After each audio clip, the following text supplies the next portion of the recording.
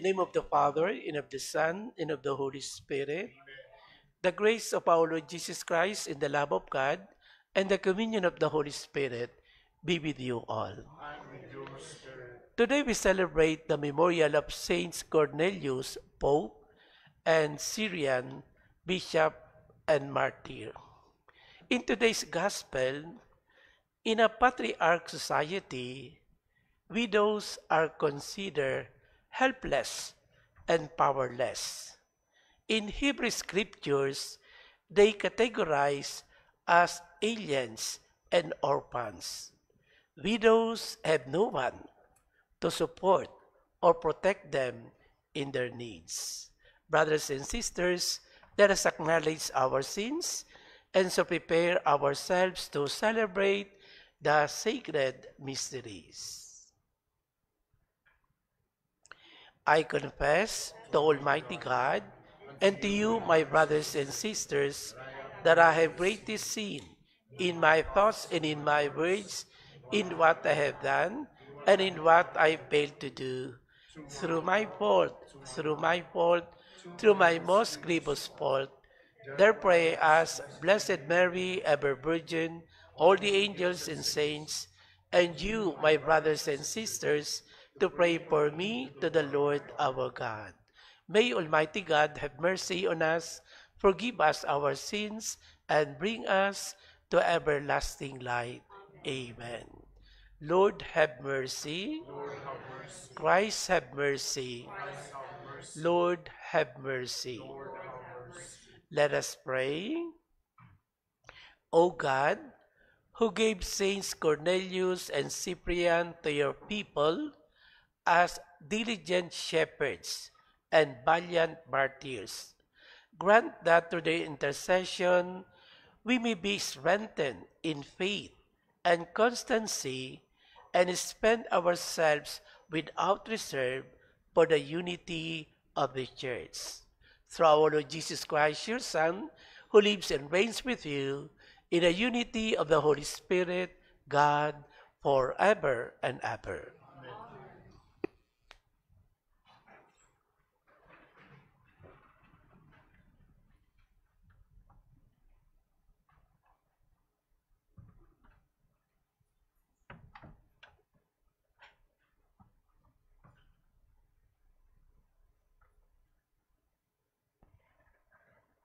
A reading from the first letter of St. Paul to Timothy. Beloved, this saying is trustworthy. Whoever aspires to the office of bishop desires a noble task. Therefore, a bishop must be irreproachable, married only once, temperate, self-controlled, decent, hospitable, able to teach, not a drunkard, not aggressive, but gentle, not contentious, not a lover of money. He must manage his own household well, keeping his children under control with perfect dignity. For if a man does not know how to manage his own household, how can he take care of the church of God? He should not be a recent convert, so that he may not become conceited and thus incur the devil's punishment. He must also have a good reputation among outsiders, so that he may not fall into disgrace, the devil's trap. Similarly, deacons must be dignified, not deceitful, not addicted to drink, not greedy for sordid gain, holding fast to the mystery of the faith with a clear conscience. Moreover, they should be tested first. Then, if there is nothing against them, let them serve as deacons. Women, similarly, should be dignified, not slanderers, but temperate and faithful in everything. Deacons may be married only once and must manage their children and their households well. Thus, those who serve well as deacons gain good standing and much confidence in their faith in Christ Jesus. The word of the Lord. I will walk with blameless heart. Of mercy and judgment I will sing. To you, O Lord, I will sing praise. I will persevere in the way of integrity. When will you come to me? I will walk with blameless heart within my house. I will not set before my eyes any base thing. Whoever slanders his neighbor in secret, him I will destroy. The man of haughty eyes and puffed up heart I will not endure. My eyes are upon the faithful of the land, that they may dwell with me. He who walks in the way of integrity shall be in my service.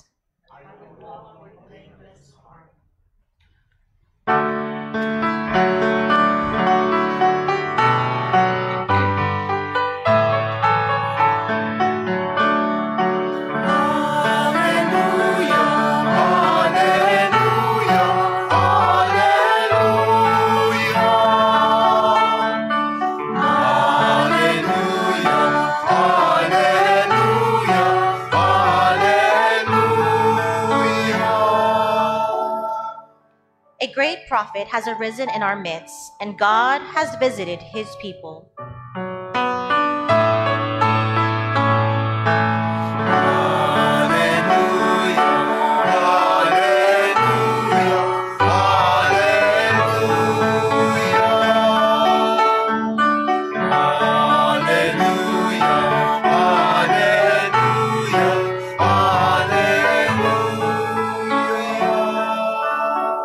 The Lord be with you.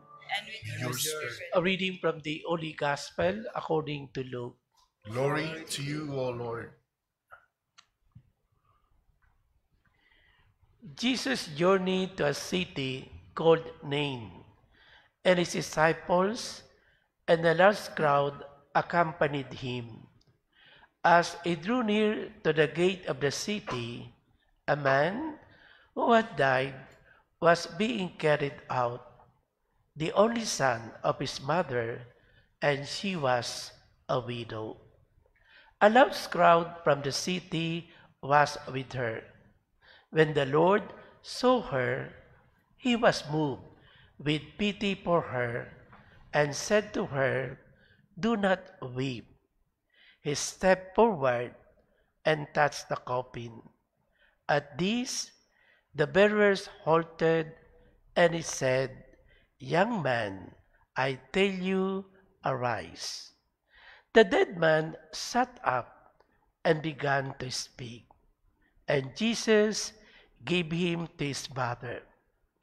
Fear seized them all, and they glorified God, exclaiming, "A great prophet has arisen in our midst, and God has visited his people." This report about him spread through the whole of Judea and all the surrounding region. The Gospel of the Lord.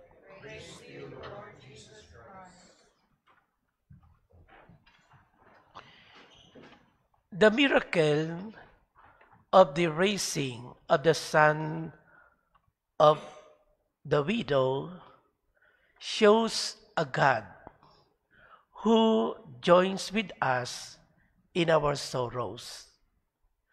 God is not watching us at a distance. God is moved by our sufferings. Ours is a God who joins us in our lowest moments, comfort us in the midst of our struggle, and shares with us the glory of the resurrection of Jesus. The widow in the gospel is considered practically dead too. Without her only son, she has no means to support herself.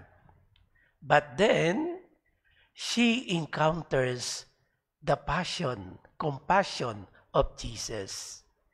He is moved with pity for her. Jesus sees the grief of the widow. Jesus feels her sorrow and helplessness.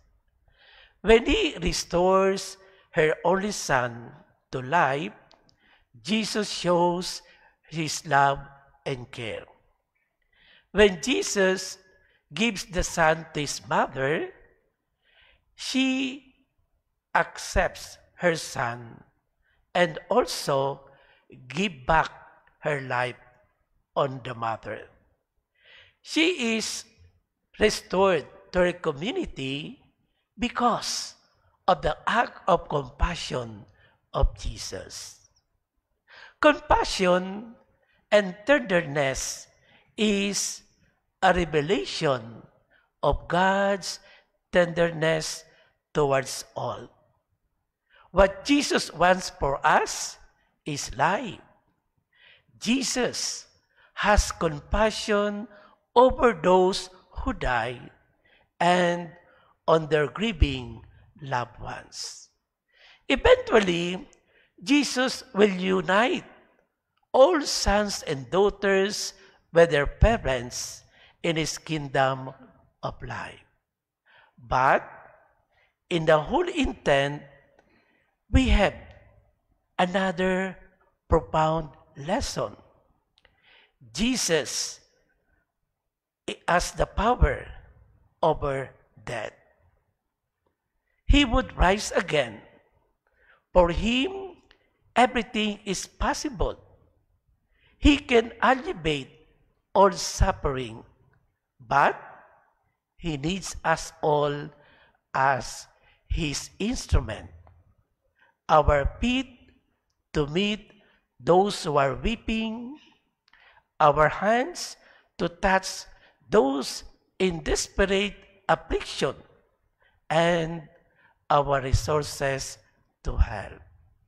Brothers and sisters, we will not be able to raise the dead, but we can raise the spirit of many of our fellow men who are in total need and close to despair.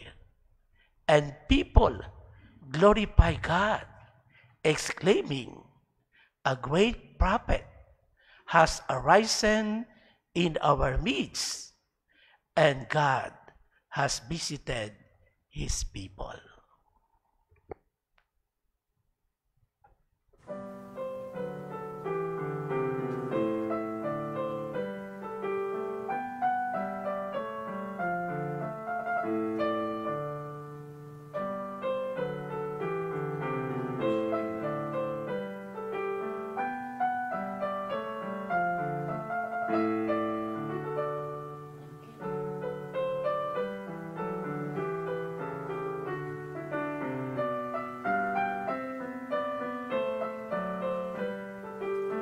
Mark the body of Christ.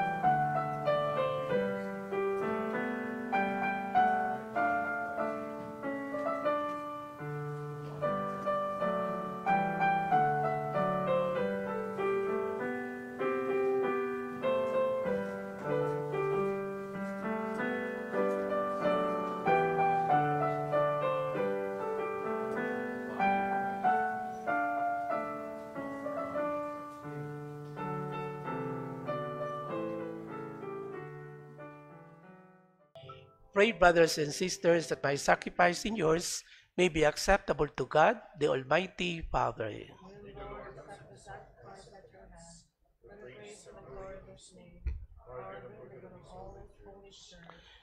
Receive, we pray, O Lord, the offerings of your people in honor of the passion of your holy martyrs, Saints Cornelius and Cyprian, and may the gifts that gave them courage under persecution make us too steadfast in all trials, through Christ our Lord.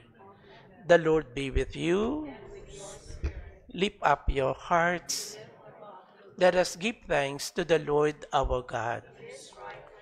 It is truly right and just, our duty in our salvation, always in everywhere to give you thanks, Lord, Holy Father, Almighty and eternal God.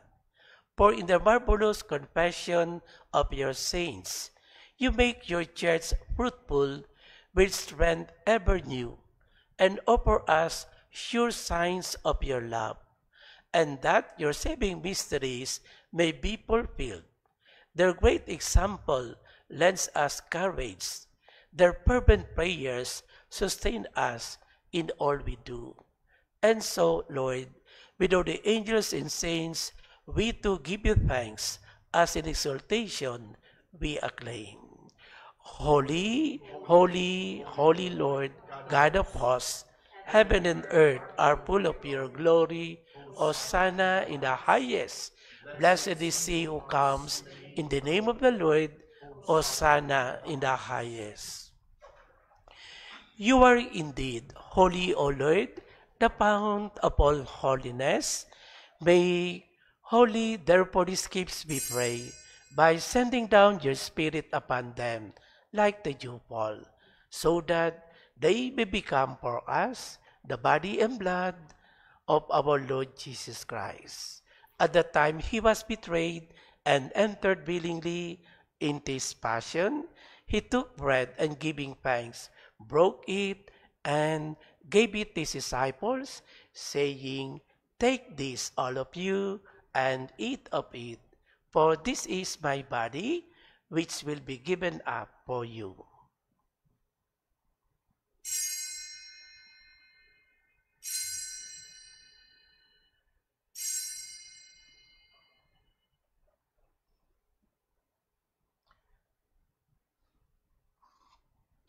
In a similar way, when supper was ended, he took the chalice, and once more giving thanks, he gave it to his disciples, saying, "Take this, all of you, and drink from it.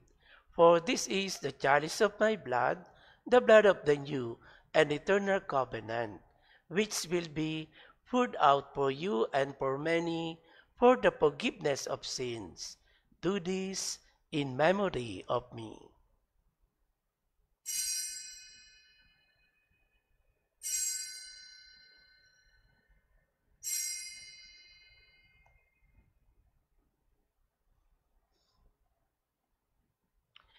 The mystery of faith, we proclaim your death, O Lord, and profess your resurrection until you come again.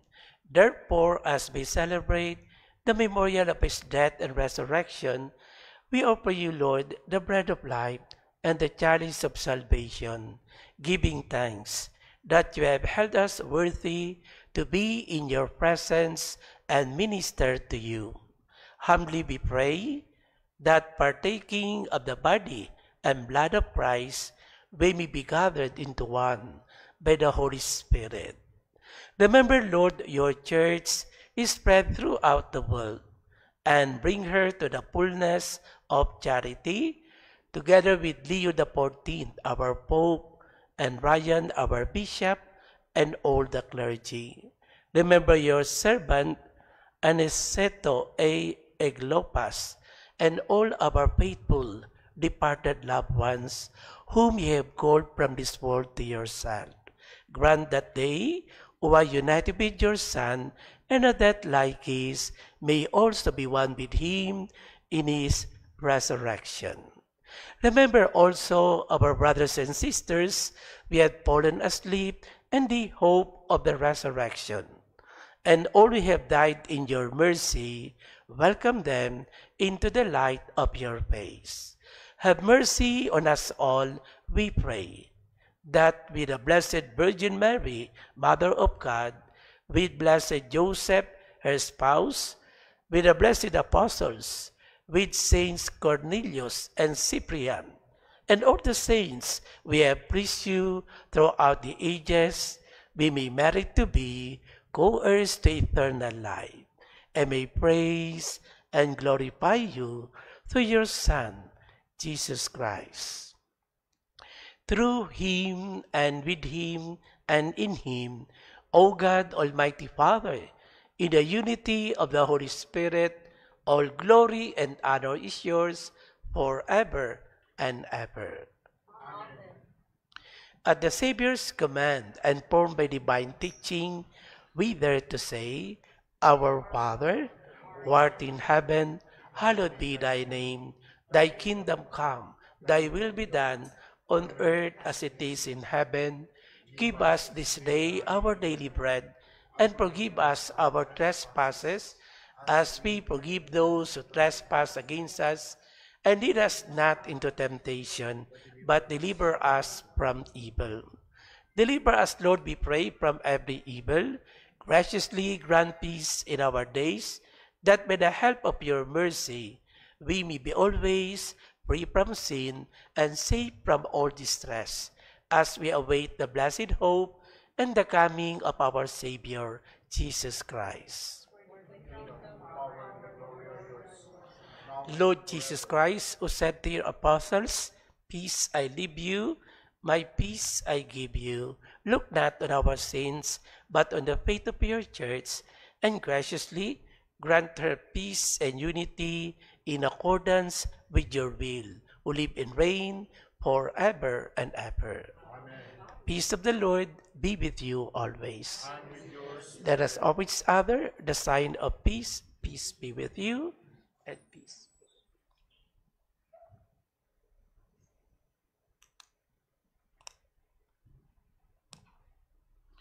Lamb of God, you take away the sins of the world, have mercy on us. Lamb of God, you take away the sins of the world, have mercy on us.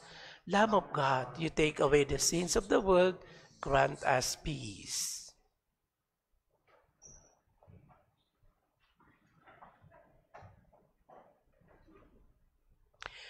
Behold the Lamb of God, behold him who takes away the sins of the world. Blessed are those called to the supper of the Lamb. Lord, I am not worthy that you should enter under my roof, but only say the word, and my soul shall be healed. May the body and blood of Christ keep us safe to eternal life.